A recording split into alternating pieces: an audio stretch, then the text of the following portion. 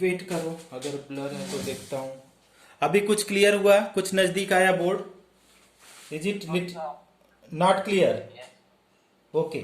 तो हाँ, सबसे पहले हम लोग देख रहे हैं एटम्स। एटम्स क्या है कि it is very small. Okay, it is very small particles. It is very small particle which cannot be seen by क्या करेंगे, नेक्ड आई से तो देख नहीं सकते, नेक्ड आईज, एंड कंस्टिट्यूट क्या करता है, constitute all the matters and क्या करेगा, टेक्स पार्ट इन केमिकल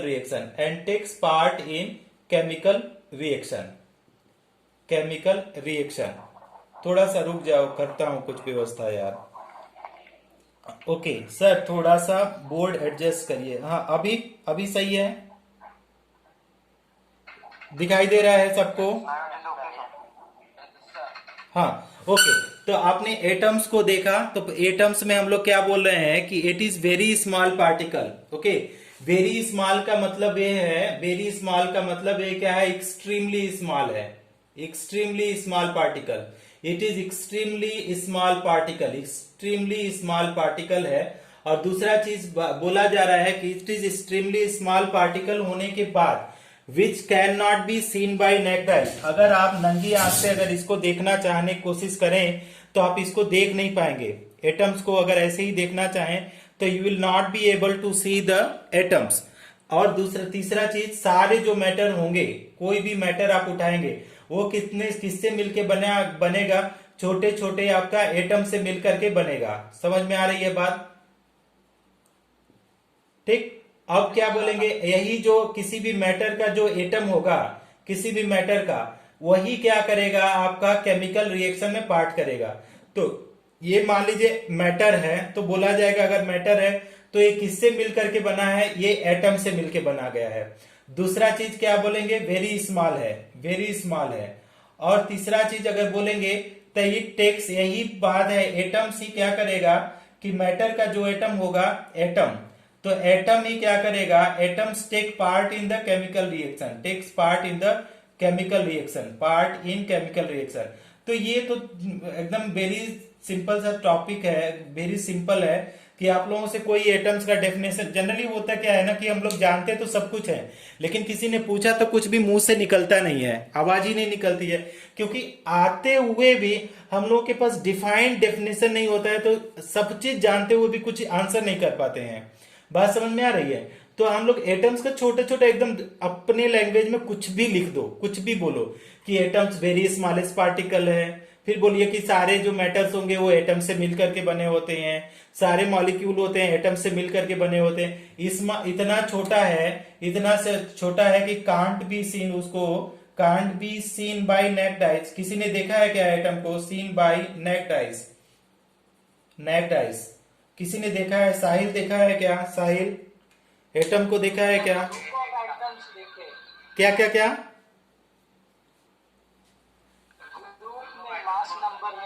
हाँ, ग्रुप में भी एटम्स को नहीं देखा होगा, मत मैटर्स को देखा होगा, एटम्स को तो देख ही नहीं सकते किसी भी कंडीशन में।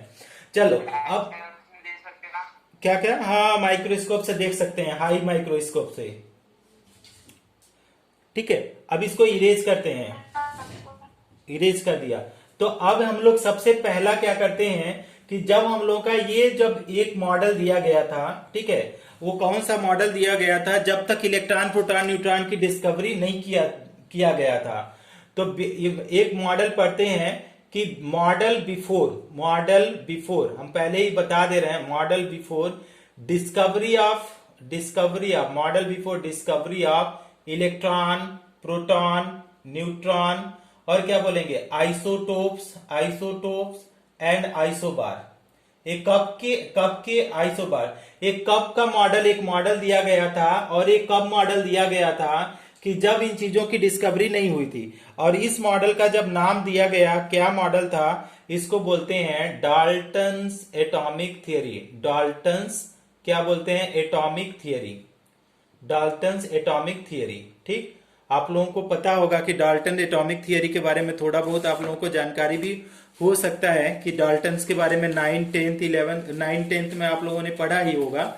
तो आपने डाल्टन्स ने क्या बोला था, डाल्टन एटॉमिक थ्योरी थोड़ा सा और भी जान जाइए इसके बारे में कि गिवन बाय, इसको क्या है पूरा नाम था, given by John Dalton. Okay, John Dalton, Dalton एक आदमी का था, नाम था जॉन राइट्स।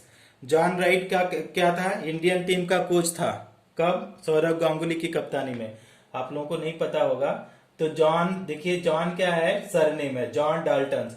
किस ईयर में दिया है, इन्होंने दिया था 1808 में, बहुत पहले दिया था, आज से 200 साल पहले। 2000 कितना साल आ जाएगा, 2000 ना 2020 चल रहा है, देखिए तो 2020।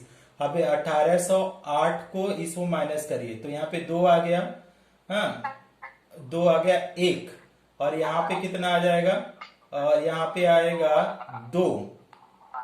200 साल पुराना है, 212 साल पहले ये थियरी, हाँ 212 साल पहले इस थियरी को दिया गया था। तो this is very old theory. सोचो 212 साल में लोग कैसे कैसे थे कि एटम्स को खोज कर रहे थे, एटम्स के बारे में। आज हम लोग 212 साल बाद उसको पढ़ रहे हैं यार। हम लोगों को कुछ एक्स्ट्रा करना चाहिए लेकिन उन्हीं को फॉलो कर रहे हैं। कितना हम लोगों का बैड लक है कि जो 200 साल पुरानी चीजें हैं लेकिन उस लोगों को हम लोग पढ़ रहा है। अब इसीलिए ना, जानते हो कि जो चाइना हो गया या जापान हो गया या अमेरिका हो गया, ये सब इतने एडवांस क्यों हैं, क्योंकि because they discover the things, their minds are always for new things. हम लोगों का माइंड क्या होता है, यूट्यूब पे लगे रहेंगे, कुछ करने का उतना इंस्पिरेशन होता नहीं है। माँ बाप के पास इतने प्रॉपर्टीज हैं, क्या करेंगे ज्यादा। लेकिन इन लोगों ने देखो, इन लोगों के पास कुछ भी नहीं था, आज उन लोगों ने कुछ अच्छा किया।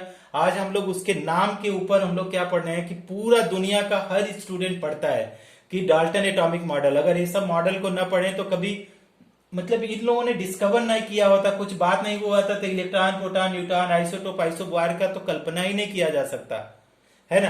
तो ये चीज क्या होता है, साइंस में ऐसा चीज होता है कि एक चीज दूसरे से लिंक है, एक फेल हुआ तो उसको सॉल्व करने के लिए कोई दूसरा थियरी आया, ऐसे कर करके लाखों थियरीज दी गई हैं। उसको देखो कि डाल्टन एटॉमिक थियरी में पहला पॉइंट क्या था, पहला पॉइंट, तो पहला पॉइंट क्या बोला था कि ऑल मैटर्स आर, देखो इसी को, all matters are made up of, क्या बोलेंगे, made up of tiny particle, tiny particles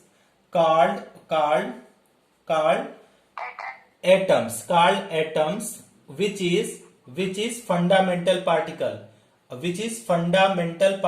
of metal, fundamental particles of matter, ठीक है, अब पार्टिकल्स ऑफ मैटर, ठीक। ये अब देखो, यही फंडामेंटल वर्ड की वजह से ये फेल हो जाता है, ये पॉइंट फंडामेंटल अगर नहीं बोलता तो ये पॉइंट सही था, लेकिन फंडामेंटल बोल करके पहला पॉइंट फेल कर देता है कि फंडामेंटल पार्टिकल में एटम्स नहीं होते हैं। अब दूसरा पॉइंट उन्होंने बोला कि एटम्स कैन नॉट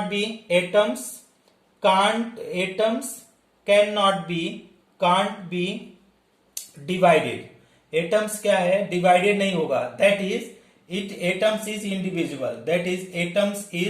इंडिविजुअल। अब जैसे ही इसने बोला कि इंडिविजुअल वर्ड यूज किया, एटम्स इज इंडिविजुअल, जैसे ही इंडिविजुअल वर्ड यूज किया, जैसे ये भी पॉइंट फेल हो जाता है। अब हमको पता है कि आपका इसके बाद इलेक्ट्रॉन, प्रोटॉन, न्यूट्रॉन की डिस्कवरी हुई, तो पता चला कि एटम से भी छोटे पार्टिकल हैं जिससे एटम मिलकर के बना है, इलेक्ट्रॉन, प्रोटॉन, न्यूट्रॉन से, ठीक है। तो क्या बोला कि अब इससे छोटा है कोई भी चीज है, ये एटम है, इलेक्ट्रॉन, प्रोटॉन, न्यूट्रॉन से बना है, मतलब इसको तोड़ सकते हैं। तो इंडिविजुअल बोला, उसको तोड़ दिया। अब एटम से भी छोटा पार्टिकल इलेक्ट्रॉन, प्रोटॉन, न्यूट्रॉन है, तो फंडामेंटल पार्टिकल एटम थोड़ी हुआ, इलेक्ट्रॉन, प्रोटॉन, न्यूट्रॉन हो गए। तो ये भी दूसरा पॉइंट भी बोल गया। अच्छा, अब थर्ड पॉइंट देखो, थर्ड पॉइंट में इन्होंने क्या बोला था, थर्ड पॉइंट भी उन्होंने बहुत इंटरेस्टिंग दिया था, वो भी फेल हो जाता है। कैसा थर्ड पॉइंट बोलते हैं कि एटम्स ऑफ सेम एलिमेंट, क्या बोला जाता है, atoms of same elements are similar by mass, atoms of same elements are similar by mass. क्या बोला उन्होंने कि सिमिलर बाय मास, किसी भी एटम का जो क्या होता है, atoms of same elements are similar by मास।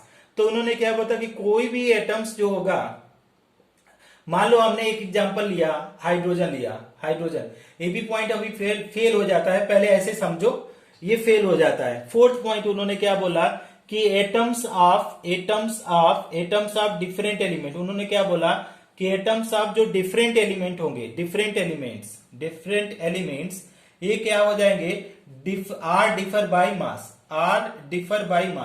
जो भी आर डिफर बाय मास। तो जो भी आपका दूसरा पॉइंट हुआ कि atoms of same element are similar by mass, property, size, weight, सब कुछ। इधर में क्या हुआ, atoms of different elements are differ by mass, shape, size, ये चीजें उन्होंने बोला। ठीक है, इतने पॉइंट उन्होंने बोला। अब इतने पॉइंट को हम लोग देखेंगे कि ये पॉइंट क्या सही है कि नहीं है। तो एक स्क्रीनशॉट लो, तो डाल्टन एटॉमिक्स थियरी का टेक अ स्क्रीनशॉट। हम थोड़ा सा इसको क्लियरली यहां पे कर रहे हैं, दिखाई दे रहा है सबको? यस या no? Take a screenshot fast. Erase कर दूं? Very good. अब हम इसको इरेज करते हैं और एक एक पॉइंट को आप लोगों को पढ़ाते हैं कि इसके लिमिटेशन क्या थे, कैसे ये थियरी फेल होती है। देखने में तो बहुत अच्छी लगी, सुनने में थियरेटिकल बेस पे थी, है ना, इसीलिए, लेकिन इसके कुछ एप्लीकेशंस जो थे वो सही बैठ गए। एक पॉइंट इसका सही भी था। अब देखिए लिमिटेशन पढ़ रहे हैं। लिमिटेशन का मतलब क्या होता है, हम ऊपर लिख रहे हैं लिमिटेशन का मतलब ये होता है कि limitation of Dalton's atomic theory, Dalton's atomic theory. थोड़ा धीरे धीरे पढ़ा रहे हैं आप लोगों को, जिससे अभी नए लोग, कुछ स्टूडेंट आए हैं, सबको समझ में आए। तो लिमिटेशन क्या था कि जो उन्होंने फर्स्ट पॉइंट दिया कि फंडामेंटल पार्टिकल, ठीक है, तो पहला पॉइंट ये फेल हो गया, फर्स्ट लिमिटेशन, कि atoms is not fundamental particle. Atoms are बोल दिए, या तो atoms are not fundamental particle नहीं होते हैं फंडामेंटल पार्टिकल। क्यों? Because as atom is also made up of, किससे बना होता है? Electron, proton, neutron, which are क्या होता है? वे फंडामेंटल पार्टिकल होते हैं, विच आर फंडामेंटल पार्टिकल। तो पहला पॉइंट तो उन्होंने पहले ही फिल कर दिया कि कोई भी मैटर, उन्होंने बोला कि atoms are not fundamental particle. क्यों? हमने कैसे? उन्होंने बोला कि all matters are made up of tiny particle called atoms which is fundamental particle. उन्होंने क्या बोला कि एटम्स फंडामेंटल पार्टिकल है, लेकिन फंडामेंटल पार्टिकल एटम्स नहीं हुआ, फंडामेंटल क्या हो गया? Electron, proton, neutron, which is correct है। पहला पॉइंट सबको समझ में आ गया? समझ, यस या नो? स्टूडेंट समझ में आया पहला पॉइंट? अच्छा, अब दूसरा पॉइंट देखो, atoms can't be divided. Blur हो रहा है बाबा, क्या करें यार, काफी ब्लर है। हाँ, क्या बोले यार इस नेटवर्क का। हाँ तो फिर क्या करें, रुको। अच्छा, होल्ड में रखो आप लोग। पहला पॉइंट इसलिए फेल हो गया, आप देख लो यहाँ पे कि पहला point, atoms are not fundamental particle as atom is also made up of electron, proton, neutron, which is fundamental particle. तो fundamental particle electron, proton, neutron होते हैं, एटम्स नहीं होते हैं। तो पहला पॉइंट आपको समझ, एटम्स कांट बी डिवाइडेड। तो आपका क्या बोलते हैं दूसरा point, atoms made up of, क्या बोलते हैं? मेड अप ऑफ किसे? Electron, proton, neutron, in which it can be divided. तो दूसरा पॉइंट देखो, दूसरा पॉइंट भी फेल हो गया कि आपका जो फंडामेंटल पार्टिकल था, इलेक्ट्रॉन, प्रोटॉन, न्यूट्रॉन था, एटम किससे मिला है? इलेक्ट्रॉन, प्रोटॉन, न्यूट्रॉन से। उसमें इसको क्या किया जा सकता है? तोड़ा जा सकता है। तो दूसरा पॉइंट आप लोगों को समझ में आया स्टूडेंट? दूसरा पॉइंट समझ में आया? हाँ, तो 2 पॉइंट आपका फेल हो गया। तीसरा पॉइंट देखो, थर्ड पॉइंट भी इनका फेल हो जाता है। क्या वो बोलते हैं थर्ड पॉइंट में? थर्ड बोलते हैं कि atoms of same elements are similar by mass. तो उन्होंने थर्ड पॉइंट में बोला atoms of same elements are similar by mass, लेकिन आफ्टर द डिस्कवरी ऑफ क्या होता है? After the discovery of isotopes, ठीक है, isotopes, it is found that क्या पाया गया? it is found that atoms of same elements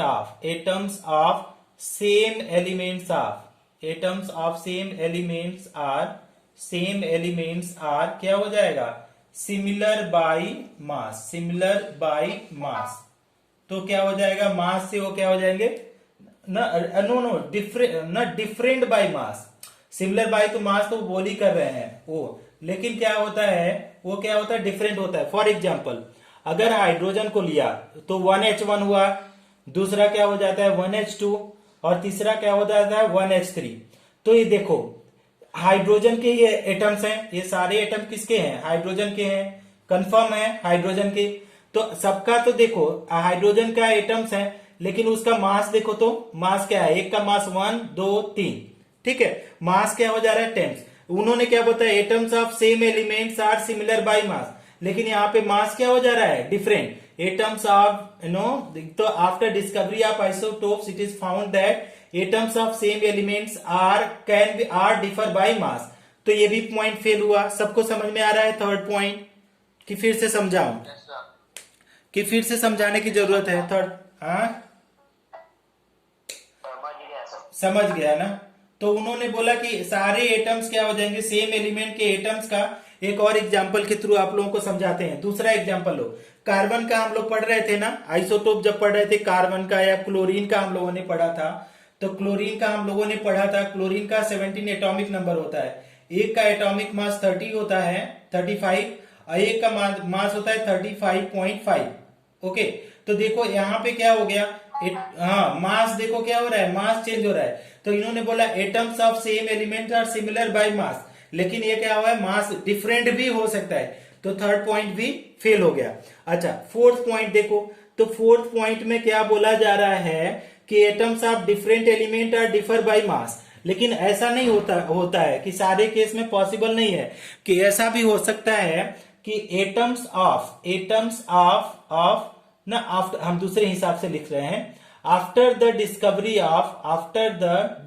of isobar, after the discovery of किसका? डिस्कवरी ऑफ आइसोबार, ठीक है, आइसोबार। उसमें after the discovery of isobar it is found क्या पाया गया? It is found that atoms of क्या? Atoms of कौन सा एटम? एटम्स ऑफ कैसे element? Different element. Atoms of कौन से element? Different element. Atoms of different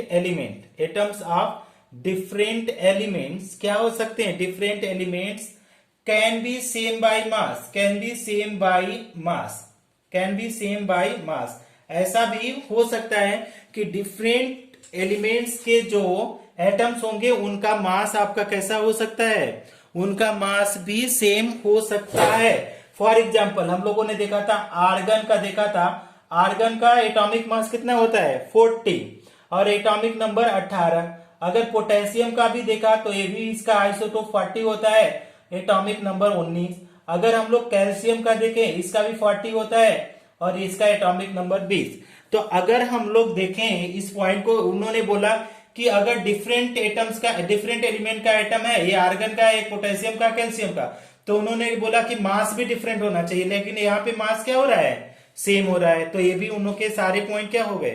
fail हो गए। समझ में आया फोर्थ पॉइंट, थर्ड पॉइंट सबको? स्टूडेंट समझ में आया आप लोगों को? पक्का स्क्रीनशॉट लोगे? हो गया? ले लिया स्क्रीनशॉट टेकन स्टूडेंट? हाँ, अब हम लोग क्या पढ़ने जा रहे हैं? Very good. लीजा, अब हम लोग ये पढ़ गया। अब इसके एक अचीवमेंट थे, ठीक है।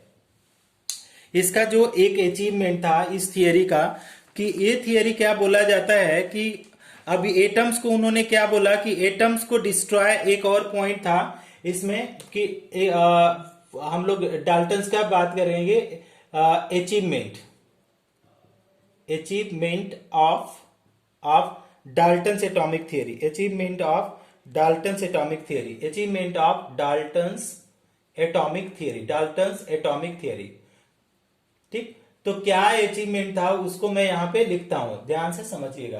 Achievement of Dalton's atomic theory, तो पहला ये था कि उन्होंने क्या बोला था कि ना उन्होंने बोला था कि atoms can not be destroy, तो उसी को क्या बोला गया, इलोंगेट करके उसने बोला गया कि matter it follows it follows क्या, it follows law of conservation of mass, law of conservation of mass, ठीक है। इसके अचीवमेंट है law of conservation of mass का मतलब क्या, उन्होंने कैसे इसको बोल सकते हैं कि लॉ ऑफ कंजर्वेशन ऑफ मास को फॉलो करता है, कि उन्होंने बोला कि एटम्स को डिस्ट्रॉय नहीं कर सकते, ठीक है, उन्होंने बोला था। तो उसी को दूसरे टर्म में हम लोग बोल सकते हैं कि मैटर, क्या बोलते हैं कि मैटर जो होता है neither be created nor be destroyed, neither be created nor be destroyed, एक पॉइंट होता है नॉट बी डिस्ट्रॉय ना।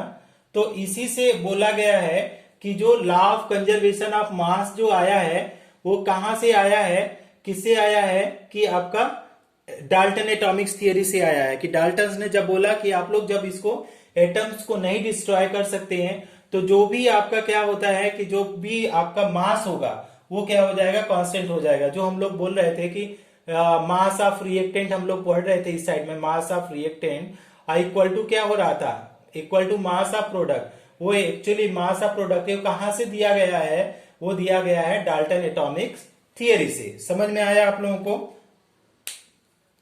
नहीं आया? क्लियर है? डाल्टन एटॉमिक्स थियरी इरेज करूं? तो अब हम लोग पढ़ते हैं हाँ, अंडरस्टूड। अब हम लोग पढ़ते हैं डिस्कवरी ऑफ इलेक्ट्रॉन। शाम को आप लोगों को एक बार और आना पड़ेगा क्योंकि ये चैप्टर बहुत ही बड़ा है और जो टाइम दिया गया है हम लोगों के शेड्यूल में बहुत कम टाइम दिया गया है। तो शाम को हम लोग पढ़ेंगे एक और टॉपिक, छोटा सा टॉपिक पढ़ेंगे आधे घंटे का या 20-30 मिनट्स का। क्या बोलेंगे, डिस्कवरी ऑफ, हम लोग क्या पढ़ेंगे, discovery of proton, discovery of anode rays, ऐसे लिखे एनोड रेस। ये हम लोग पढ़ेंगे शाम को 5 PM। सारे लोग अपने आप आ जाना, अदरवाइज ये छूट भी सकता है आप लोगों का। तो discovery of anode rays, if anyone want to study that you have to come by 5 PM। बार बार नहीं बताएंगे, 5 PM पे आप लोग खुद ही आ जाना।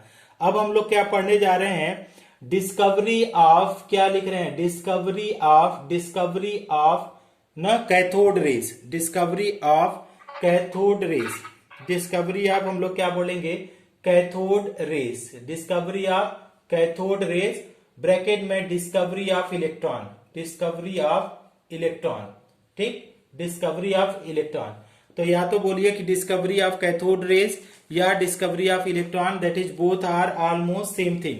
अब हम लोगों को करना क्या है, इसको पहले समझते हैं, इसके बाद हम लोग एक्सप्लेन करेंगे डिटेल में। तो पहले समझने का क्या हुआ कि देखो क्या किया, इसको भी डाल्टन्स ने ही किया। तो उन्होंने क्या किया कि सबसे पहले फैराडे डिस्चार्ज ट्यूब में स्टडी कर रहा था, ठीक है। तो इस तरीके से एक हम लोग लेते हैं डिस्चार्ज ट्यूब, पहले आप लोग समझो इसको। This is what is, this is the discharge tube, discharge tube, discharge tube मतलब कि इलेक्ट्रिसिटी पास करके उसको डिस्चार्ज करना। अब ये डिस्चार्ज ट्यूब में क्या करते हैं, हम लोग लो प्रेशर में गैस भरते हैं। कितने प्रेशर में, वेरी लो प्रेशर में। कितना हम लोग प्रेशर, मान लो कि अगर इसका बोला जाए एटीएम में तो 10 की पावर -4 एटीएम प्रेशर डालते हैं। या अगर इसको mmHg में बात करें तो इसका क्या होता है 0.01 mmHg इसमें प्रेशर डालते हैं। और इसमें क्या करते हैं कि एक साइड में हम लोग क्या करते हैं कैथोड और दूसरे साइड में हम लोग लगा देते हैं एनोड। ध्यान से समझिए, पक्का समझ में आएगा। तो हमने एक साइड में क्या कर दिया कैथोड लगा दिया और दूसरे साइड में एनोड लगा दिया। अब cathode, this is the cathode electrode है, और कैथोड कैसा होता है, निगेटिव चार्ज होता है। अब ये कैसा है, ये एनोड है, और एनोड कैसा होता है, ये पॉजिटिव चार्ज होता है। ठीक, अब जब यहाँ पे इलेक्ट्रिसिटी पास कराएंगे, कितना वोल्ट का इलेक्ट्रिसिटी पास कराते हैं, अगर इसका जाए तो 10,000 वोल्ट का इलेक्ट्रिसिटी पास कराते हैं। 10,000 वोल्ट मतलब बहुत हाई इलेक्ट्रिसिटी पास कराते हैं।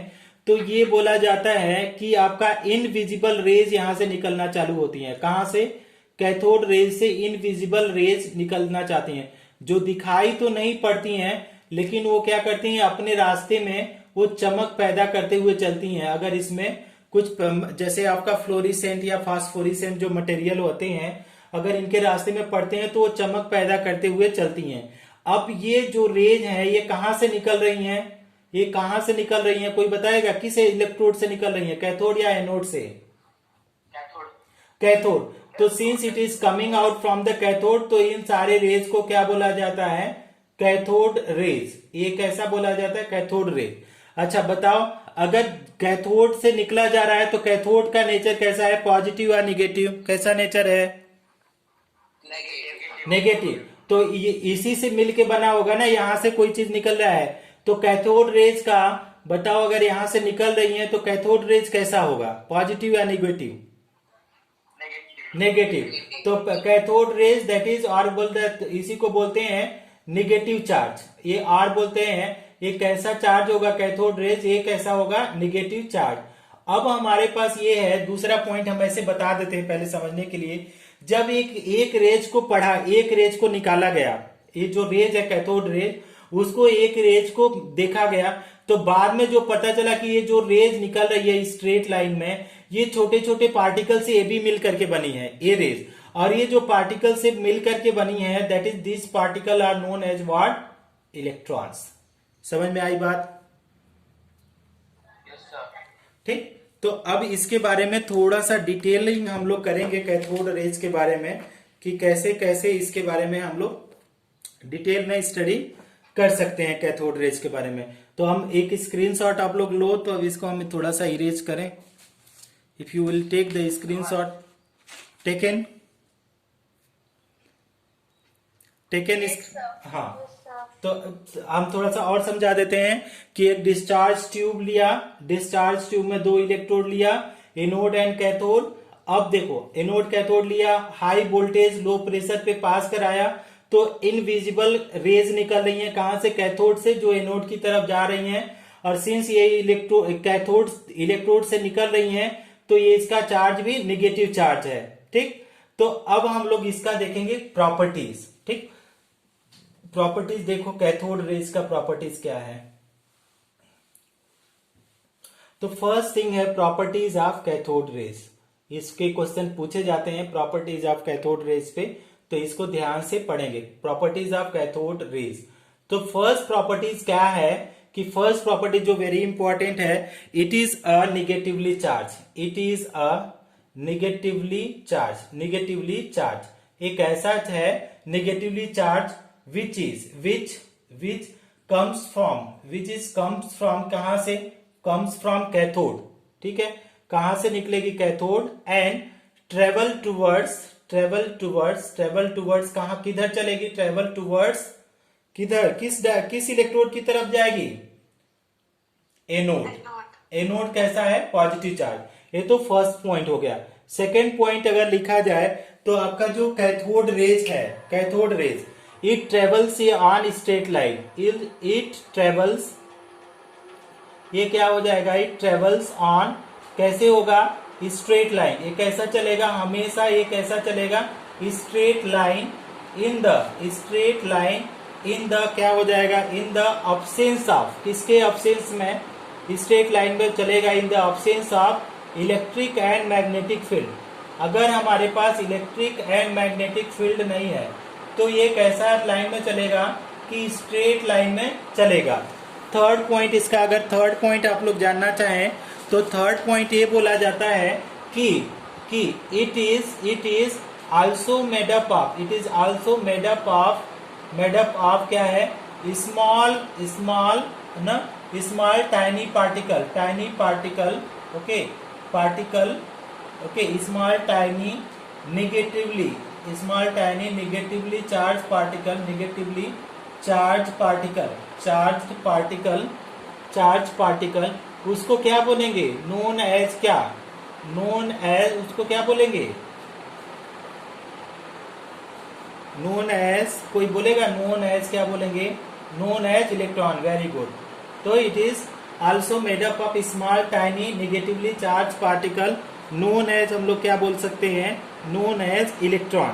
अच्छा, नेक्स्ट पॉइंट, फोर्थ पॉइंट। तो इट, फोर्थ पॉइंट में क्या बोलेंगे कि इट हैज काइनेटिक एनर्जी। इसके पास भी क्या है? It has kinetic energy. कैसे काइनेटिक एनर्जी है? एज इट ट्रेवल्स, ये क्या बोलते हैं? As it travels very fast, क्योंकि ये बहुत फास्ट चलते हैं। तो इसके पास क्या है? इसके ऊपर भी इसके पास क्या है? काइनेटिक एनर्जी है, क्योंकि ये बहुत तेजी से चलती हैं, तो इसके पास क्या है? काइनेटिक एनर्जी है। दूसरा, तो नेक्स्ट है फोर्थ पॉइंट, जो फिफ्थ पॉइंट है, क्या बोलती है कि it has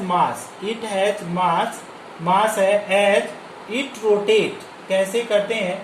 it rotate small fans, if it is small fan, if it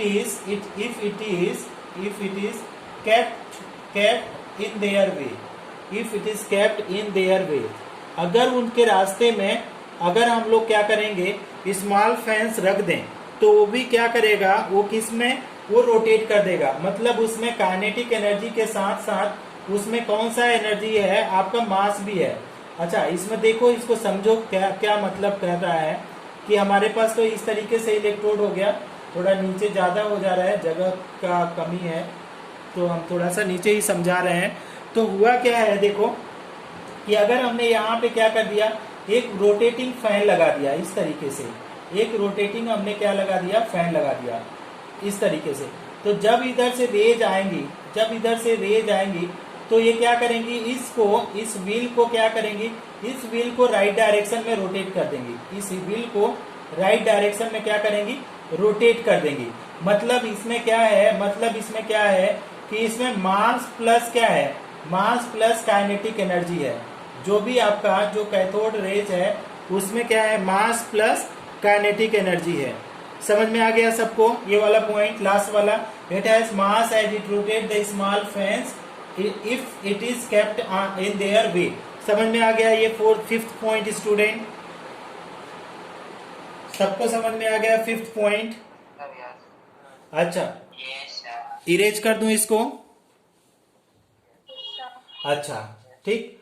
अब ये क्या कर रहा है? नेक्स्ट पॉइंट अगर देखो, आप लोग स्क्रीनशॉट लिए कि नहीं पता नहीं, हमको पता भी नहीं चला। अच्छा, 6 पॉइंट देखो, 6 पॉइंट ये क्या बोलता है कि इट हैज क्या है? It has heat, it produce heat. कैसे? इट प्रोड्यूस हीट, ये क्या करता है? Produce heat.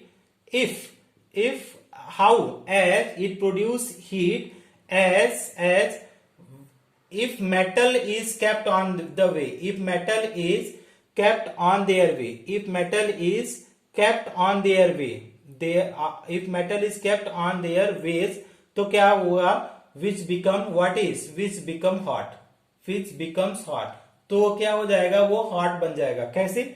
अगर मान लो इस तरीके से आप लोग का कैथोड का है, इस तरीके से, और यहां से हमने इसमें इलेक्ट्रिसिटी पास करके इस तरीके से भेजा, तो ये बोला जा रहा है यहाँ पे तो रेज निकलेंगी, ठीक ना, इस तरीके से। लेकिन अगर यहाँ इसके रास्ते में हमने कोई मेटल रख दिया,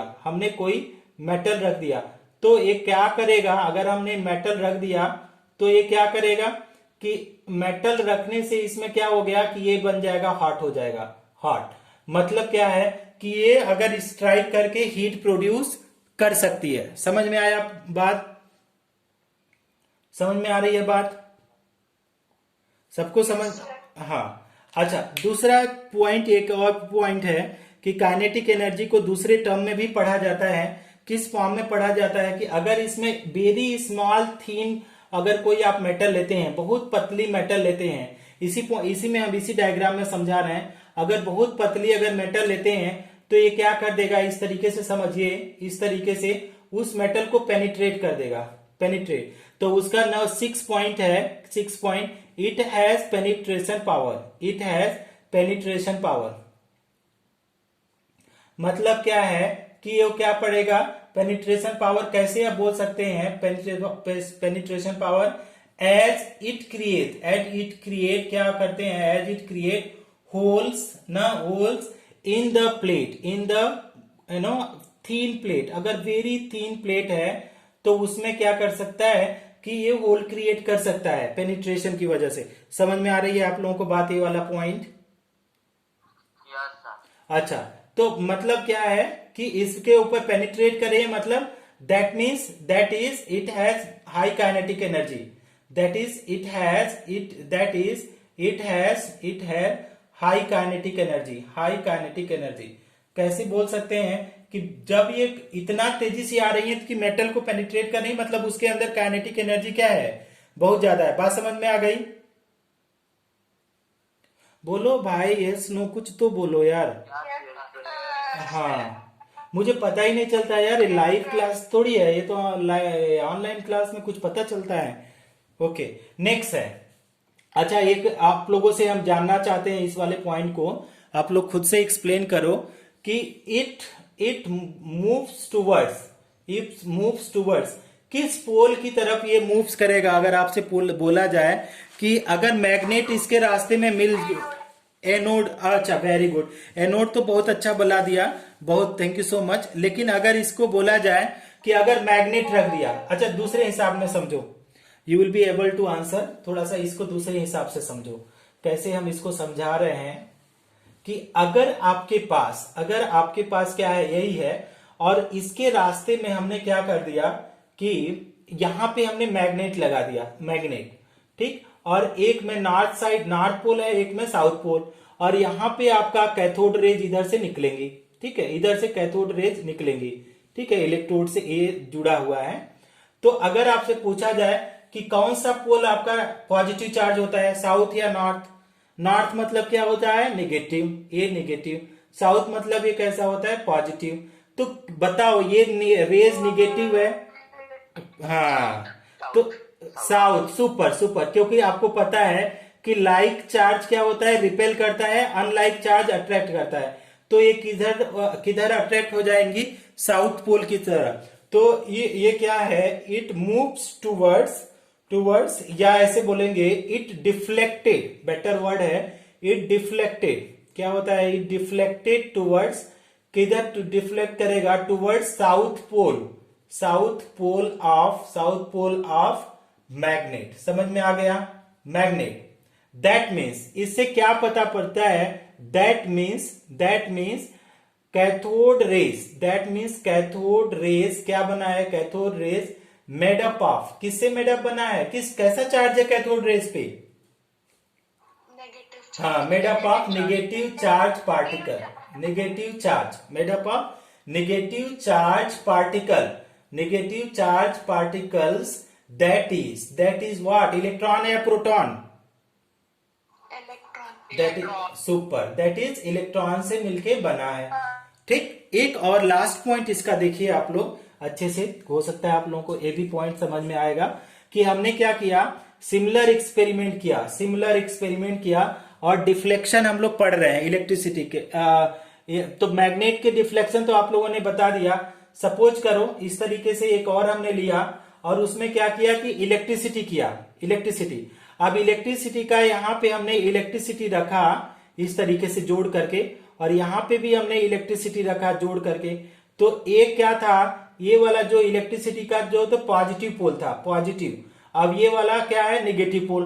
तो अब बताओ ये किस डायरेक्शन में मूव करेगी, अगर इलेक्ट्रिसिटी अगर इसमें हुआ तो किधर में डिफ्लेक्ट होंगी, पॉजिटिव या नेगेटिव पोल ऑफ इलेक्ट्रिसिटी, किस पोल की तरह, एक नेगेटिव पोल है, एक पॉजिटिव पोल।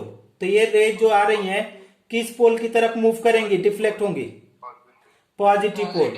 तो ये रेज किधर है, डिफ्लेक्ट हो रही हैं निगेटिव, पॉजिटिव पोल की तरफ। मतलब ये भी किससे बोल रहे हैं, इन इलेक्ट्रिक फील्ड, ऐसे लिख देंगे, इन इलेक्ट्रिक फील्ड ये किधर डिफ्लेक्ट हो रही है, इट डिफ्लेक्ट, किधर डिफ्लेक्ट होंगे, इट डिफ्लेक्ट इन, किस डायरेक्शन में, in positive pole, as deflect towards positive pole, towards क्या होगा, पॉजिटिव पोल।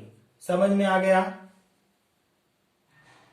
समझ में आ गया स्टूडेंट? Yes sir. अच्छा, अभी हमारे ख्याल से आप लोगों का टाइम भी शायद हो गया क्या, टाइम हो गया क्या आप लोगों का? Yes sir. अच्छा, तो ठीक है, तो फिर ना हम लोग 5 बजे आप लोगों से मिलते हैं 5 PM, वहां पे थोड़ा सा और इसके बारे में हम लोग जानकारी लेंगे। ओके।